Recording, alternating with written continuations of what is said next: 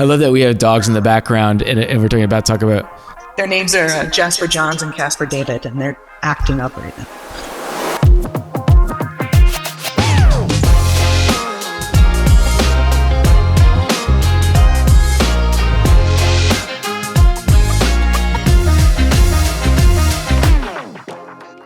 First off, it's really nice. It's nice to do like a little afternoon chat, but also it's nice because I assume for you.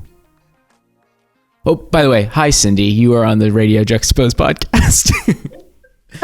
I assume this is a nice time to talk because the work is out of the studio. Most of the work, yeah. So I'm still doing like 4 small paintings. So I'm still doing that, yeah. So it feels kind of weird that all the big ones are gone. So is this like a good time to talk? Or we are talking, but is this like a good time to talk, or is this kind of the point of the moment where you're like, I just kind of want it to be over with? Like, are you ready for it to be out of your life?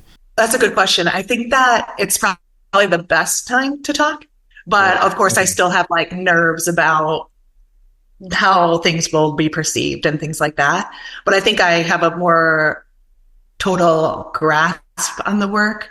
As I finished most of them, I was able to put them all up and live with them for a while in my studio, just silently. So we should say that the show obviously is going to be at Richard Heller Gallery opening May 11th. And but you are in Chicago. I'm in Chicago, yeah. It's funny because like I was kind of looking at like the list of people we've interviewed over the years on the podcast, and like we haven't really talked to a lot of people from Chicago. But I find, by the way, are those dogs behind you? We're two. Yeah. Okay. We're going to talk about that in a second because you paint a lot of cats and you got 2 dogs out there. But I find Chicago to be like the most underrated art city in America because I feel like it's such a rich art history in terms of the museums and public art. But there's a lot of artists of our age group who are in Chicago. And I guess maybe a simple thing of like, how do you find Chicago right now as a living, breathing, working artist? So I did do the California thing for like 3 years. Mm-hmm. And I'm just like not, I love California, but I'm just like a Midwest girl at heart. I grew up on a pig farm. So I'm just like, I came back to my family, which is all here. I love Chicago. I do feel like the artists in Chicago are, I think, pretty supportive of one another. Okay. Like, just really, really kind, like just Midwestern kind people. I'm always meeting new artists, and everyone's, I had like 12 studio visits over the last 2 weeks, and everyone, it's been really great. And everybody is just so kind. But I mean, we have some heavy hitters here that I think a lot of people don't even really know. I mean, Kerry James Marshall. I was going to say the godfather of them all. So, I mean, that's just like an artist that I love. Celeste Rapone is here. Mm-hmm. We have a lot of really amazing painters, and people are always surprised. They're like, "Oh, you're in LA, right?" And I'm like, "No, I'm on the south side of Chicago." Yeah. But so it surprises people, which I kind of like. But yeah, I think Chicago's it is a great city, at least as far as I'm concerned. Like I had a hard time sort of entering the art world here because I didn't go to one of the big schools like SAIC and University of Chicago. Mm-hmm. So when you graduate from a school like that, you're already you're plugged into the certain galleries that show those people. But what I did after grad school, I started working for this woman named Phyllis Bramson, who's like a Chicago legend. And I was her assistant for 6 years. Okay. And she taught me so much. And we would every weekend we'd go to galleries together, like Corbett Burst Dempsey, Monique Meloge, Richard Gray, right? And just get in the car and discuss the shows and like what she thought would strengthen the shows, what she thought like didn't really work with the shows. For me, that was like almost better than a grad school experience with what I learned from her. And she's does the MFA program at SAIC. Yeah, she taught me so much, and I learned so much from her. So a big shout out to Phyllis Bramson. I mean, huge shout out. And I think this actually brings up a really good question is during that time, what did you notice Phyllis saying was working And what did you notice that she was saying that wasn't working? Because I think a lot of, we go to a lot of people go to art shows and they have a gut feeling that something didn't work, but they can't quite pinpoint it. But when you have people who like spend their life dedicated to presentation of the arts or talking about the arts, maybe they can articulate it. So what were some of the things she articulated worked and didn't work that stood with you? A lot of the things that she would talk about were things that installation wise, like how if work should be further apart or if these sculptures should have been on different pedestals, just like really nuanced things that I maybe wouldn't have picked up on without being taken under her wing and like seeing all the things that she was thinking. There was some works that she didn't like at all. And then some works that, she thought were really successful. But a lot of things were about installation. So I became really sensitive towards that.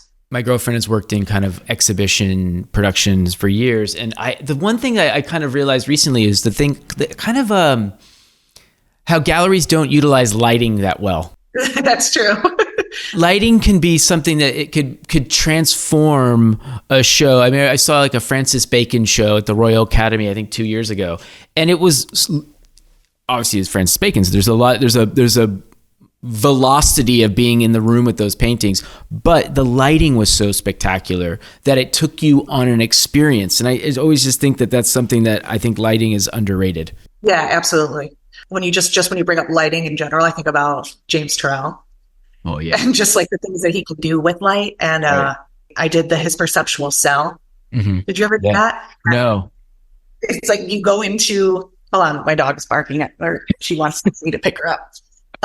There we go. You go into, I saw it at LACMA, and you go into like this ball, and it's like a one person show at a time. And they like, oh wow, you lay down almost like it's like a CAT scan, and one person goes in at time. Yeah. They put like sound on, but that was like, I know we're talking about installation, which is different than this, but that was like the first time like my body reacted to light in a way that was one of the most like moving spiritual experiences I've had with an art piece. Yeah. It's funny because I was going to lead to the fact that you light your paintings, like the light in your paintings is so spectacular and beautiful. The moodiness that you capture. Is that something that you picked up on when you were working with somebody like Phyllis? Like how did that time inform what you ended up doing as an artist? So my work was like totally different when I first started working with Phyllis. Okay. I feel like I did, I would say until 2020, every single year since I graduated graduate school, I was pumping out a new body of work, just trying to find my own voice. Right.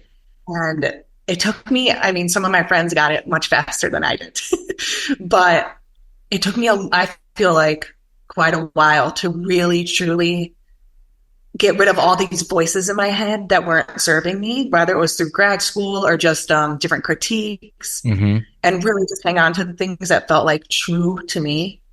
And that was, and just like, I had to get to a point where I didn't care if the art world accepted me or not. By the way, I love that you're admitting this and that you're honest about this. Yeah, it was like when I kept caring about what people would think about my work, I was doing things that weren't true to me. But the second, Phyllis kept saying, at some point I threw away all of my technical skills and started doing like non-objective painting. Okay. And she was like, why are you doing that? And I said, well, I do feel like this is kind of a Chicago thing. I was like, none of the galleries are showing representational painting at the time, at least. And she's like, do what you're good at. Like, do what comes naturally to you. And I was like, but no one respects that. And she's like, don't be embarrassed that you can paint a form. But for a long time, I was embarrassed of it. Right. And I didn't want to know how to paint because I felt like it was holding me back.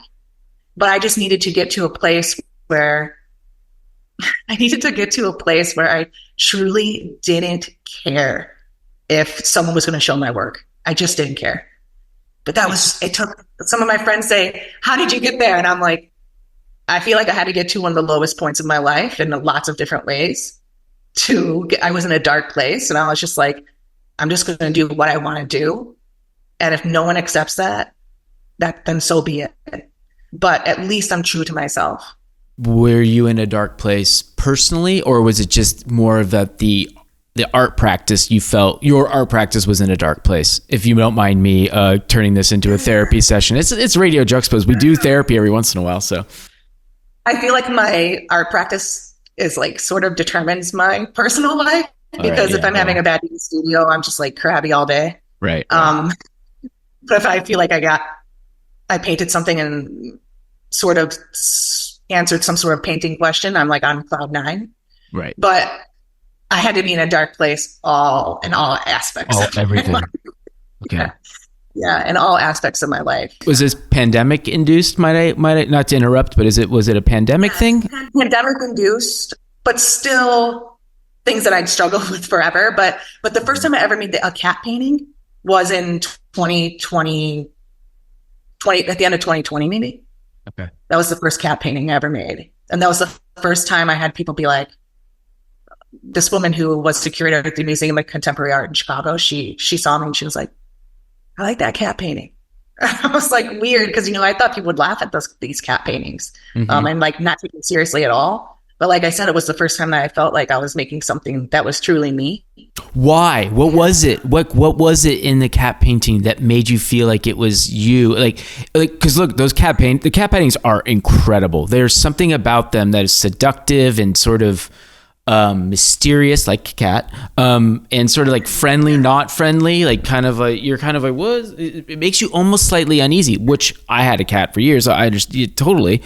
But what did it do for you? Like, how did you go like, yeah, all right, I think, or was it kind of like trial by error? Like, give me a little background here.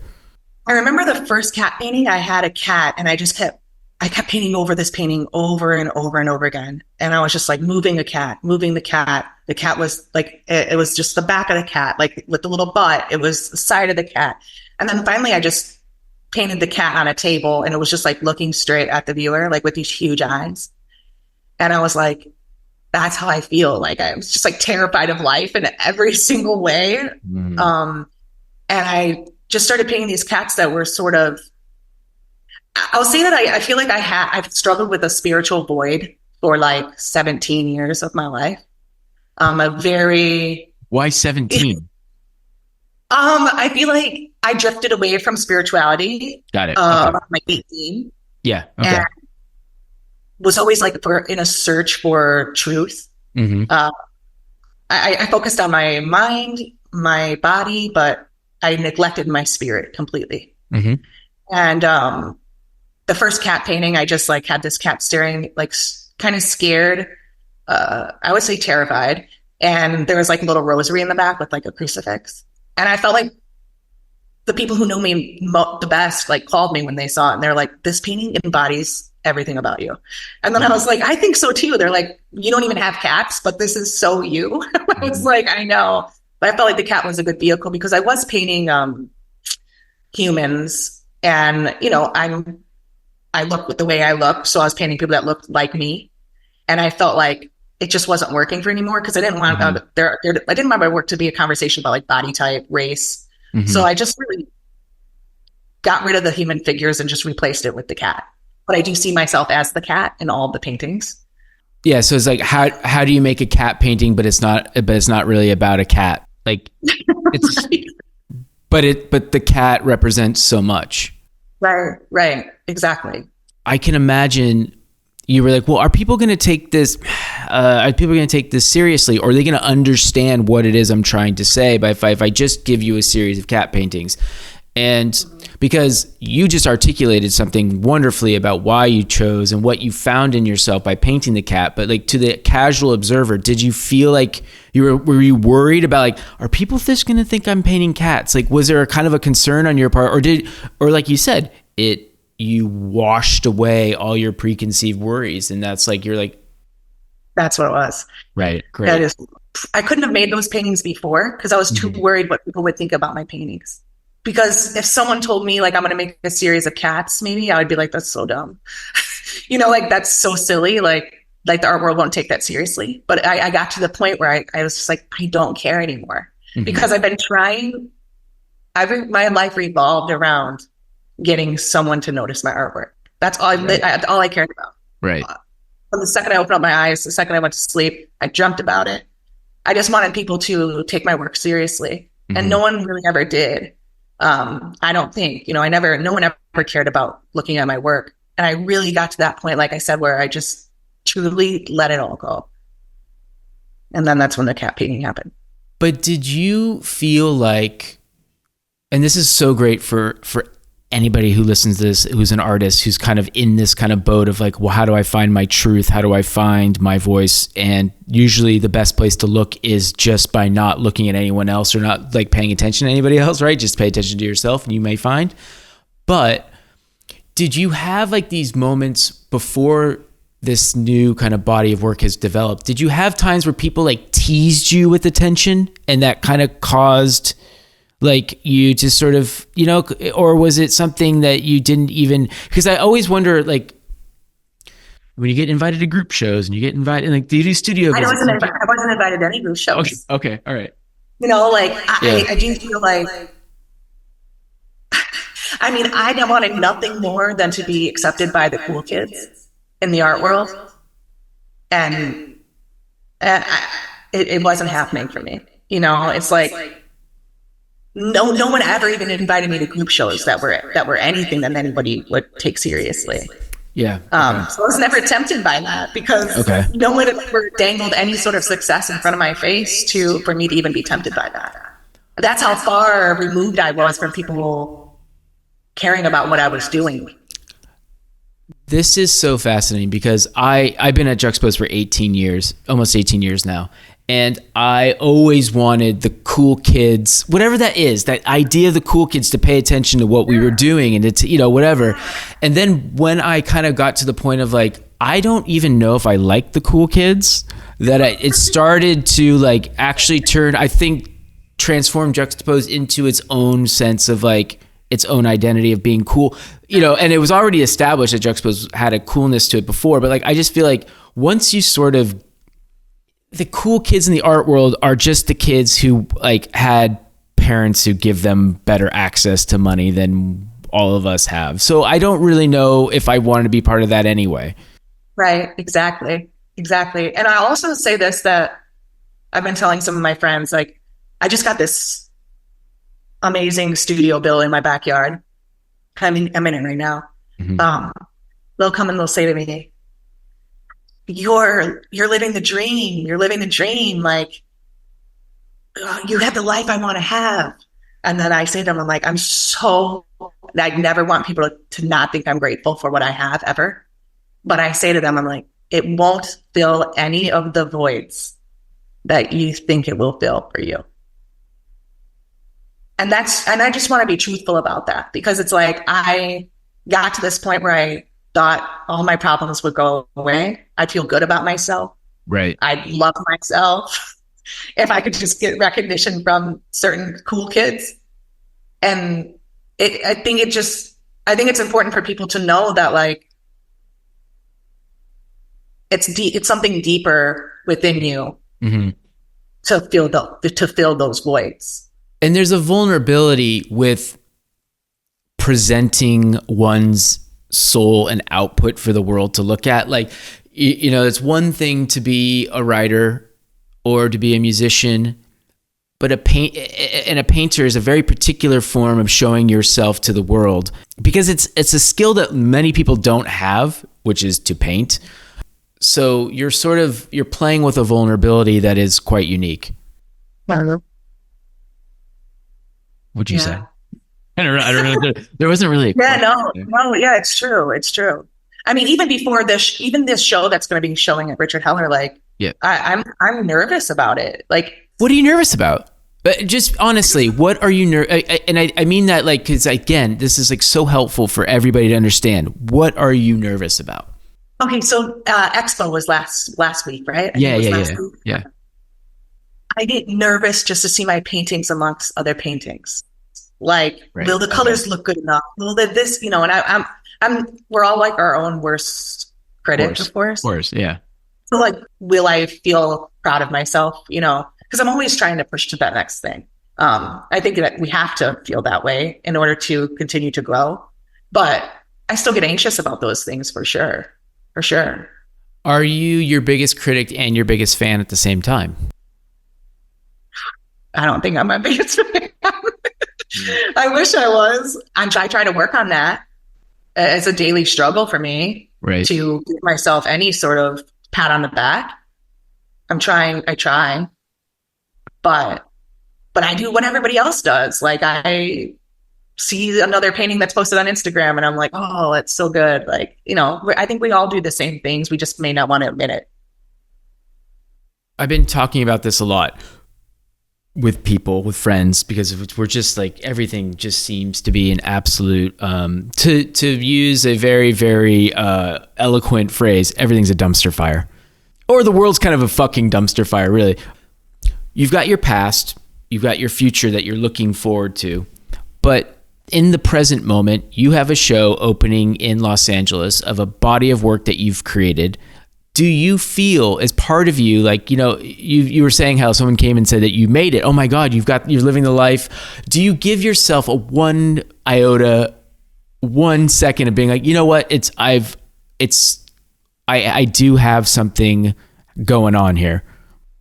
This is so bad. My therapist would be like, this is your problem. But I'd say maybe for 5 minutes.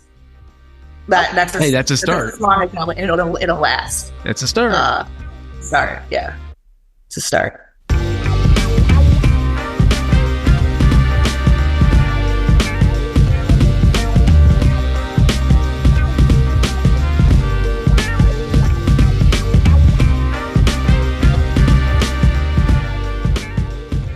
What is the new show about? Like, what's going on with the show at Richard Heller? Because this will come out right around that time, even though people will listen to this a year from now or whatever. But what is it that you're working on right now, spring of 2024? Like, what is going on in Cindy's world?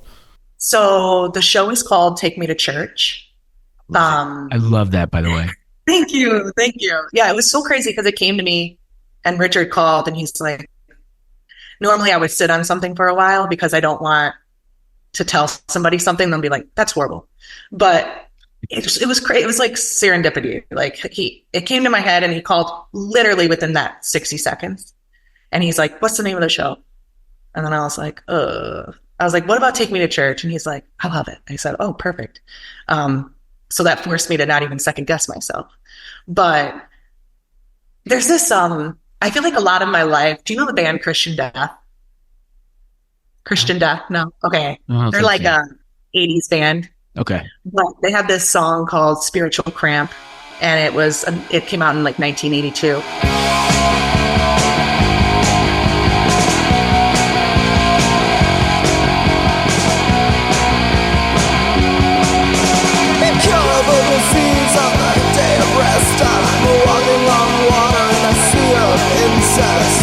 I feel like a lot of my work is about a spiritual cramp. Again, going back to the spiritual of me neglecting my soul and focusing on the mind and the body. And this show was like a really a search for like a quietness of the mind and a search for peace in a way that my mind never quiets. So it was really a longing for stillness, a longing for me to really get to the essence of a lot of the questions that I focus on, that I think about all the time, which is like, is there a God? What happens after death? I mean, these are huge, like, philosophical questions. Questions, yeah. They are the questions, right? Yeah. They're the questions. I read a lot of philosophy, and I think about these things all the time. And this show, I think previous shows were about like the feeling of fear. This show was more about not having being so disconnected from spirituality. This show was trying to really focus on the spiritual aspect and find peace in the questions. You've mentioned spirituality a few times. You're not necessarily talking about like the organized spirituality or the organized religious experience. You're talking about, I assume, a little bit more of a personal journey. Yes. Or are you coming from a childhood where there was much organized spirituality, and you are coming to terms of owning it in your own way? Mhm.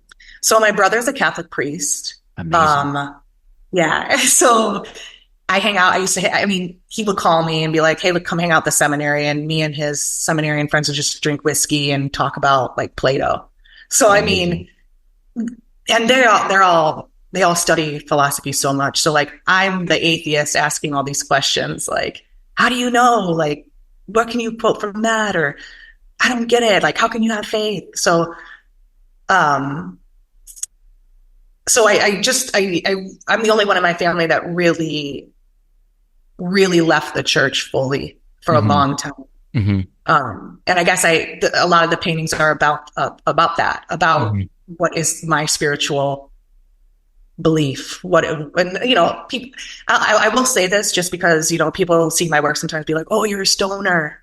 And I'm like, it's not about that really. I actually don't even smoke anymore, but it's more about like, I think of the joint as like, the body and the smoke as like a soul, matter turning to spirit, spiritual awakening. Like high priestesses would give cannabis to people to help invoke these things. Hmm. So for me, it's not like a surface level. I love marijuana.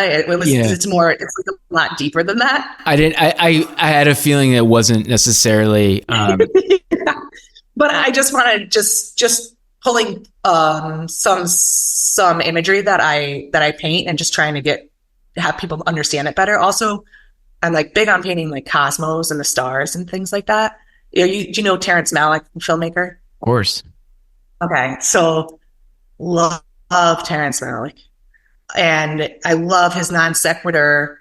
I think film and music, painting, of course. Like I know all the painters. I know I'm very good at knowing what gallery shows what, but music and film is a big influence in my life, in my Mhm. work too. And Terrence Malick's like the tree of life, these like intimate moments between father and son forming this child, and then he zooms out to like the cosmos. Right. So things like that. I think about the cosmos as like the I forget the word, like the infinite, like the God. It's like that really influenced my work. So I did find myself painting space and the stars and the cosmos a lot. And I do sort of think it comes a lot from my love of Terrence Malick films. But again, it's like a search for the higher power. I'm a current retired Catholic, so I understand sort of kind of growing up in that sort of way. But what do you get from? Does your brother help you? Like, do you have like these really like? How does he fit into what you make too? Because I feel like having a brother who's a Catholic who is in the Catholic Church is quite. It must be fascinating for him to see your work, for you to respond to things he might be saying. Like, is that part of your practice? So I always say my brother and I had a strained relationship for some time Okay. because of my extreme disbelief in God for a long time. Okay. But I feel like he and I walk a path that's so similar. Mm. He's not married, no children, just devotes his life to Christ. Mm-hmm. And sadly not married and sadly no children, but I devote my life to painting. And I feel like we're walking a path that's very similar, and it's a vocation of some sort, like a calling. For me, I have a calling to be a painter, and he has a calling to be a priest. Yeah, but we talk about the big questions all the time. Mm-hmm. It's fascinating. It's really fascinating. This is not a fully formed question because it just came to me. So like, give me a second if I screw this up. But it's interesting because in your devotion and in the spirituality of painting, there's a vulnerability in expressing what it is that you believe to be true about yourself or about the process of painting. Does your brother, do you find, not to psychoanalyze, but does he have the same vulnerability in talking about what his beliefs are, that or are those things similar, you think? Yeah, I think that he definitely is like openly vulnerable. Well, what do you mean? I guess it's being around people of religion or philosophy. I'm curious what their vulnerabilities are in their practice. I guess like when I was a kid, I thought like you couldn't question faith, and it's like you questioned your faith, or like we're thought like, what if this doesn't exist, so that it was a bad thing. But I realized that even priests struggle with that sometimes. I think that we all are. How do I say it? Because I don't want to speak for him. But I guess I realized I don't have to feel guilty for questioning the things that I question. Right. Changing gears from religion. You said you grew up on a pig farm. I did, yeah. It's in my notes over here, and all I said was pig farm ? So can you tell me a little bit about growing up on the pig farm, and how does one get to a place of a painting career who grows up on a pig farm? Not to say that's not possible, but just how did your interest as a child kind of germinate into what it is that you do now? So no one in my family like cares about art at all, besides my brother, who's a priest, because they study beauty a lot. So like he uses paintings now all the time in like his homilies, like he'll show paintings. Look, the Catholics like a commission. Let's be honest. Yeah. So he and I have become a lot closer since he's really started to love art. But growing up, none of my family cared about art at all. They all went to the same college. My parents wanted me to go there, but I did it because they didn't have a good art program. But yeah, so I grew up on a pig farm. My dad's one of 12 kids. Wow. Super Catholic. Old school. I have 70 something cousins on that side. My grandpa started the farm with 2 pigs, and all the boys, all his sons, run the farm with him. He's passed now, but all his sons run it. And like 15,000 pigs. When you start with 2, it's not really a farm yet. Yeah, but now 15,000, it's like, but I will say like a lot of my questioning around like life and death, I think a lot of it was about the farm too, because there's like 80 born a day.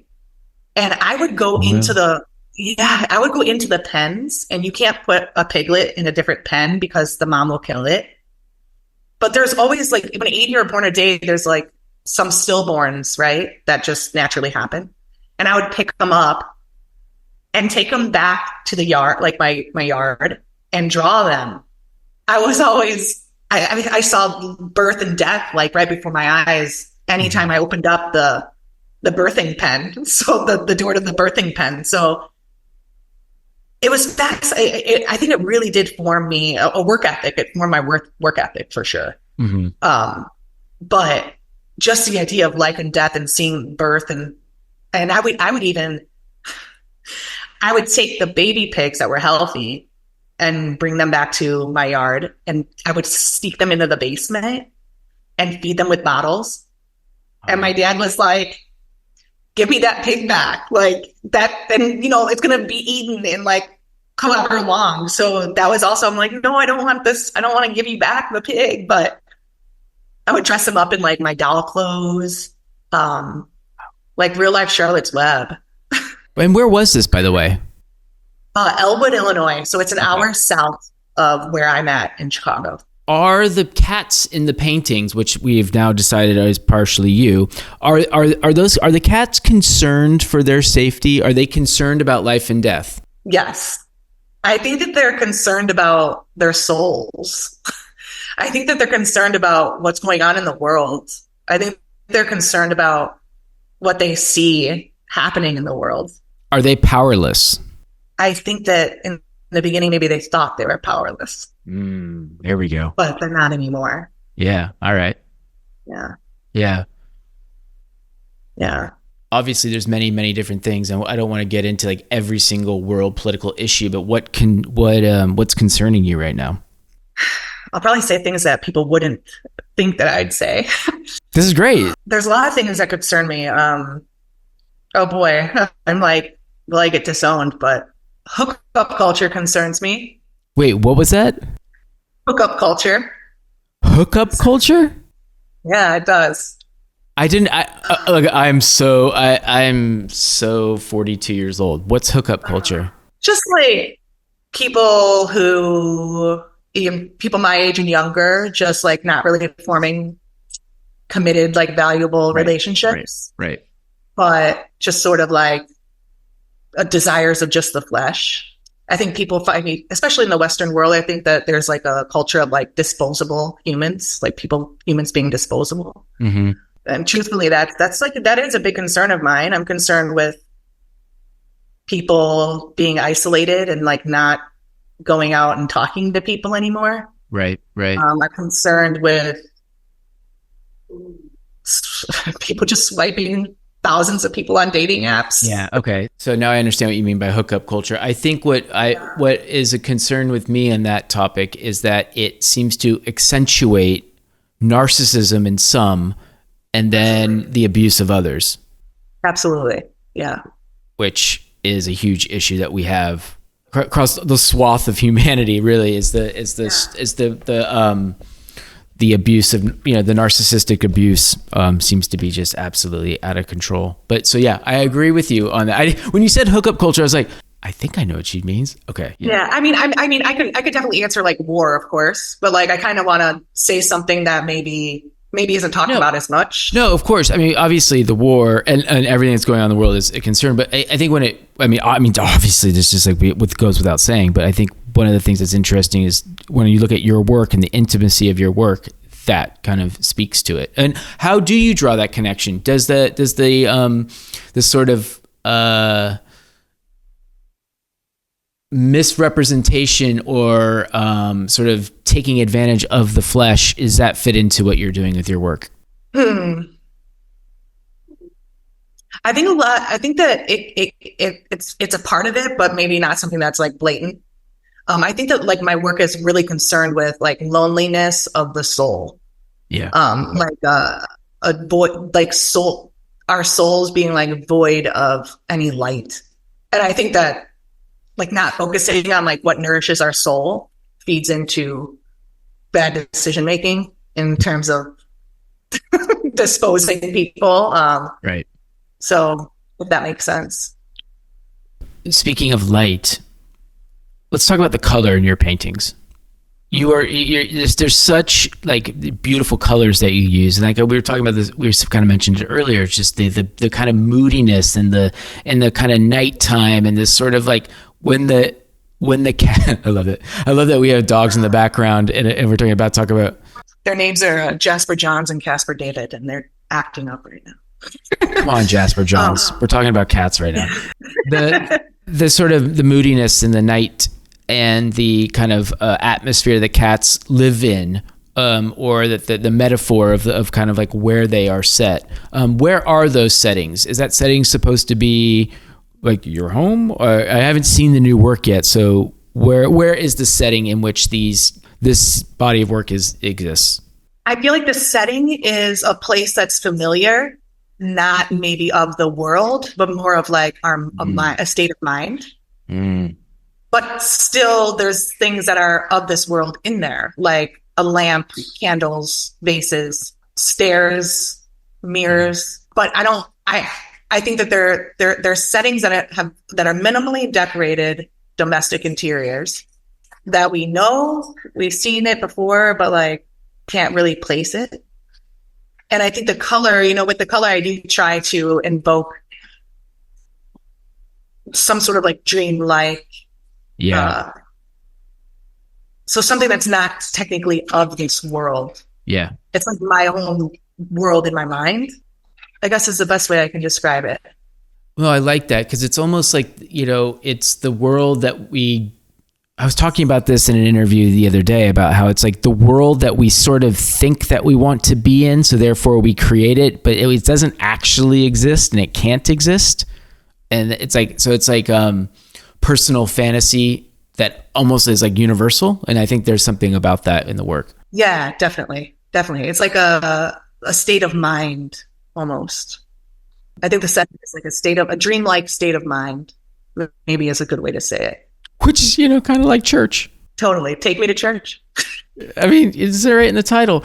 There's something, and I know Expo Chicago was just there, but you just said that you've done like 12 studio visits. Like, does that you going to other artist studios, or is that a mixture of them coming to you? Yeah. So I put like a call out on my Instagram, and I was like, there's a body of work that's going to LA that no one here will be able to see. Right. So I just invited people into the studio if they wanted to see the work before it gets sent off, so I could talk to them about it.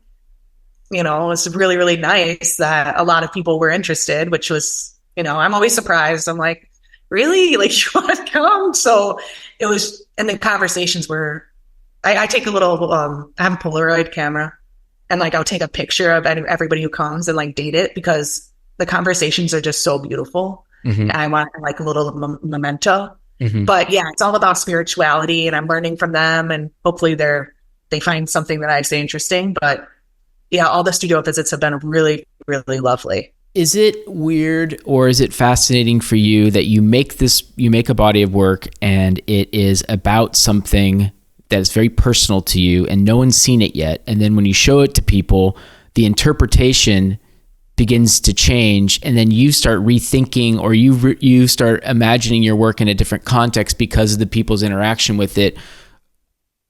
Did that start happening?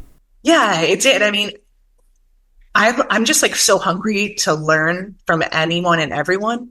So like anytime that somebody comes in the studio and like says, "Oh, this makes me think of X, Y, or Z," or I know, like, I felt like that before, things like that, I just always just think it's such a beautiful conversation and just experience. Because I really want my work to touch other people in whatever way that is. And I was saying the other day to someone, like, for me, the sweet spot for me is if I can have like a 5-year-old walk into the gallery and love the work and be like, "Oh, Mom, like, this is so cool." And then I can also have a professor at like UCLA, like, respect it as well. Because I really do want my work to speak to every race, every gender. So all ages, all education. Like, I want my mom, who knows nothing about painting, to think it's cool. Does she think it's cool? Yeah, I think she thinks it's cool. She's proud of me, but I don't know how much I don't know. I'll send her pictures every now and then. She'll be like, "What are you working on?" And I'll send her something. She's like, "Oh, that's cool." That's as far as it goes. But someone just the other day sent me a message on Instagram, and they were like, "Oh, I'm going to have like my kindergarten class do a painting about like using objects from your painting. And we're going to talk about like whatever they were going to talk about with them." And I was like, "That's incredible." And I was like, "Send me all the paintings that the kids do." Had you not had that time with Phyllis for those years of going to art shows and having these conversations, do you think that's one of the most valuable things that's happened in your career, is being able to have that time of those discussions? That is, because it seems like you have such a good mindset about what you're doing, and it feels like even though you had to kind of have this come to Jesus moment about what you were going to do, and I wanted to get that one in. Well, you had that moment in 2020 where, like, you know what, I'm going to paint what I'm just not going to think about an audience. But do you think that time going to art shows and sort of understanding what it is that you liked and didn't like was so helpful? Absolutely. And there's one thing that she would say to me. I hope she sees this interview and like sees me speaking so highly of her, because I hope she's a big podcast listener. She's a huge fan of Radio Juxtapoz. I'll just send it to her. She would always say, like, "You have so much self-doubt. Like, why don't you like believe in yourself? And like, why don't you paint like what comes naturally to you? Like, what?" And she would say, "Think of that thing in your head, like that person or that voice." And she's like, "Shrink them to like a miniature person." And she's like, "And hold them in your hand. And when they say to you, like, 'You're not good enough,' or like, don't paint this is stupid shit, squash them." And she would always say that to me. So sometimes when I hear those voices, and I think everyone, has self-doubt, but when so now I just imagine that self-doubt in my hand, and I'm like, squash them, because I think it's important. It's the only way for, I think, an artist to truly get to the truth of what they should be doing. Because like we all have the paintings that we're supposed to be making. But it's the self-doubt that creeps in, and like the other voices that tell us from art school or critique, like, that's not valid, that's not good enough. Right. I think we all, to like get to what we really should be doing, that's truly truth for us, to squash those voices. Do you think for a couple hours on a Saturday in Santa Monica at Richard Heller Gallery, you will drop the self-doubt for a couple hours? I will try my best. I'll try my best. So we're kind of here at the end, and I want to ask one question. What is it that you will look forward to come see in Los Angeles? Like, what is there anything you have on the agenda besides your art show? Like, are you going to, are you like, I'm going to the Getty, or I'm going, what is it that you've got on the list? To be honest, I want to be in and out. So I'm only going to go, to be honest. She's a real Midwest girl, folks. So this is actually my plan. I'm flying in on the 10th, and the show opens on the 11th. Mm-hmm. And I'm out on the 12th.